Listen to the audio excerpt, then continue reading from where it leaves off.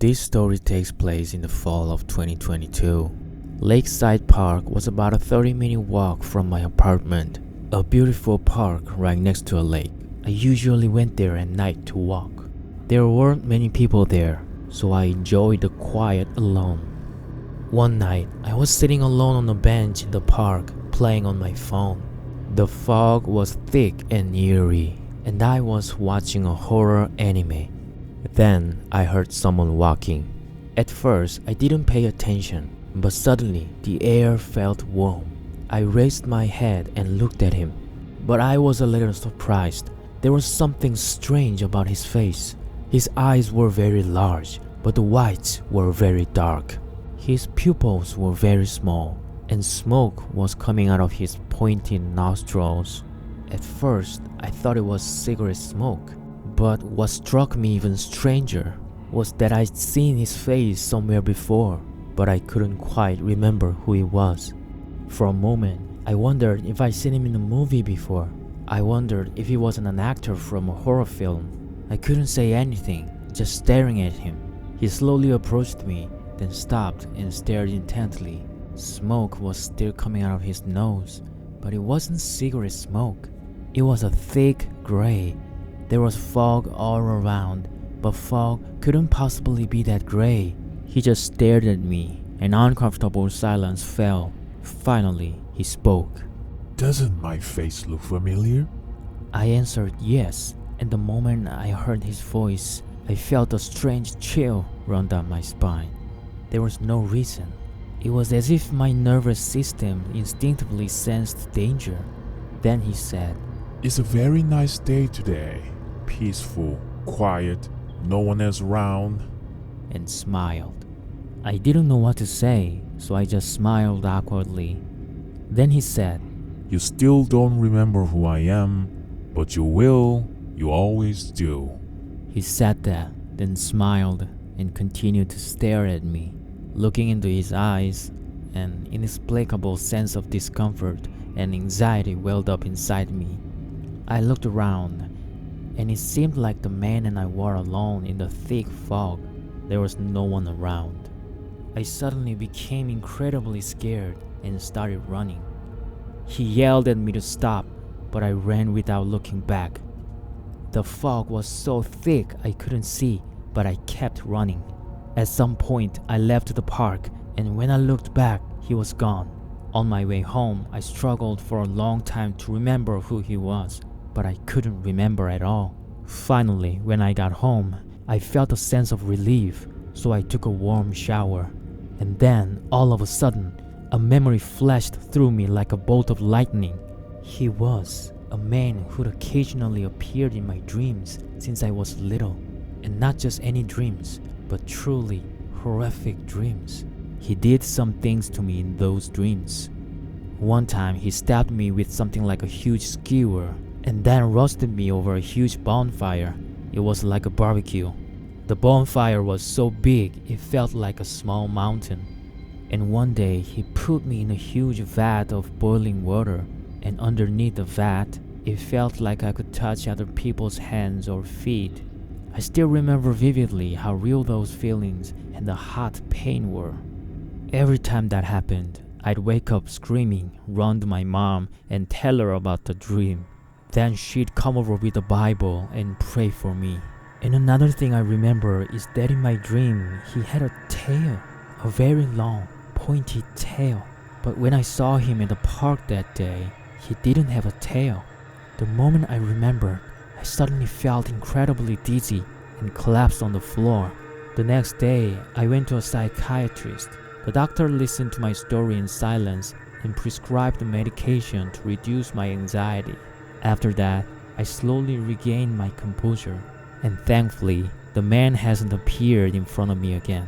He hasn't appeared in my dreams either.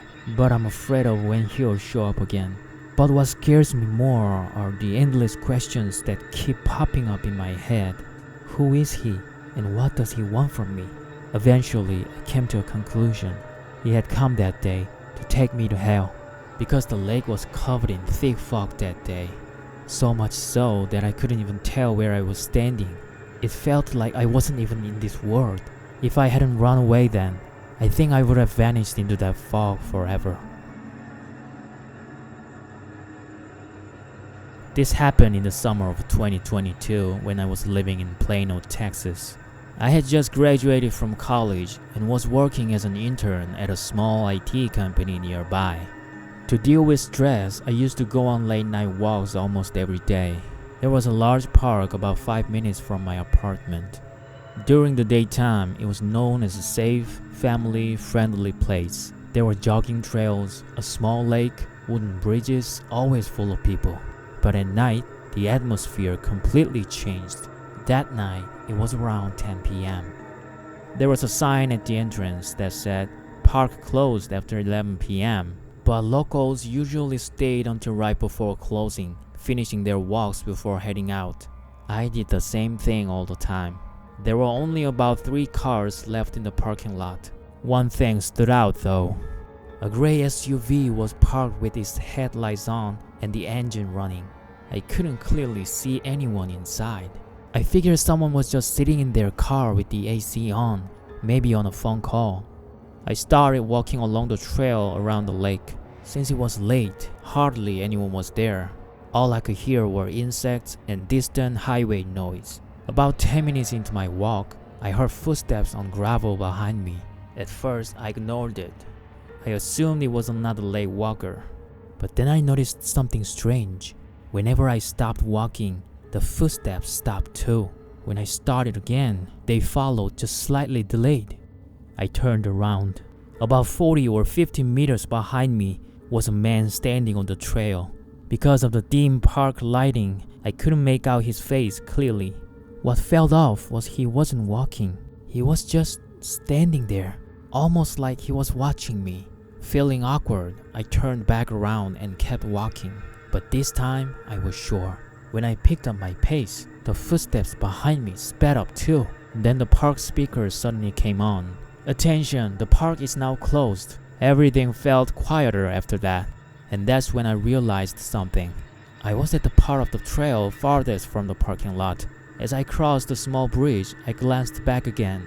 The man was much closer now, less than 20 meters away, and something else stood out. He wasn't dressed for exercise or walking. Jeans, a hoodie, hands in his pockets. Not what you expect from someone casually walking in a park at 11 p.m. And that's when I pulled out my phone and pretended to be on a call. "Yeah, I'm almost there. I'm near the parking lot." I said it loudly on purpose. Immediately, the footsteps stopped, completely. Just as I started to feel relieved, I heard branches snapping from the wooded area to my left. I turned my head and saw the man moving up the trail, cutting across the grass. He was taking a shortcut, trying to get ahead of me. My stomach dropped instantly. I started running. I could finally see the parking lot lights, and my car came into view. Right then, the same gray SUV suddenly revved its engine. Instead of heading toward the park exit, it slowly began moving in my direction. That's when it hit me. There was more than one person. I practically threw myself into my car, locked the doors, and started the engine. The SUV slowly drove past me. The driver's window was down, and the driver wasn't the man from the trail. It was someone else. And in the passenger seat was the same man, breathing heavily. The SUV drove out of the park like nothing had happened. I reported it to the police, but I hadn't gotten the license plate clearly. They told me nothing ever came of it. A few days later, I saw a post in a local Facebook community group. Someone described being followed late at night in the park. Same location, same park. Since then, I always leave before parks close. And sometimes I still think about it. If I hadn't started running that night, I don't know where those guys were planning to take me. This happened in the winter of 2016 when I was living in Tacoma, Washington. At the time, I was working night shifts at a warehouse, usually getting off work around 1 a.m. Going straight home after work made it hard for me to fall asleep. So I'd often stop by Wapato Park on my way back just to walk around for a bit. The park wasn't technically open 24 hours, but people still parked there late at night to get some air or take short walks. That night was especially cold. There was only one other vehicle in the parking lot besides mine, an older white van. The engine was off, but I noticed a faint light coming from inside. I assumed someone was just resting in there and didn't think much of it. After walking around the lake for about 15 minutes, I realized I needed to use the restroom. There was a small public restroom building near the center of the park. Something immediately felt off. The lights were off. Usually the motion sensor lights stayed on at night, but the door was unlocked. As soon as I stepped inside, the lights flickered on. During the brief moment before they fully lit up, the room went completely dark, and that's when I heard movement coming from one of the stalls. Thinking someone else was inside, I said, "Sorry," no response. Just the sound of dripping water. While washing my hands, I noticed through the mirror that I could see underneath one of the stall doors. There were shoes visible. Someone was sitting in there. The strange part was, they weren't moving at all, not even slightly. It stayed like that for over 30 seconds. No shifting, no sound, no breathing. I suddenly felt uncomfortable for no clear reason, so I decided to leave. That's when I heard a low voice behind me. "Hey." I turned around immediately.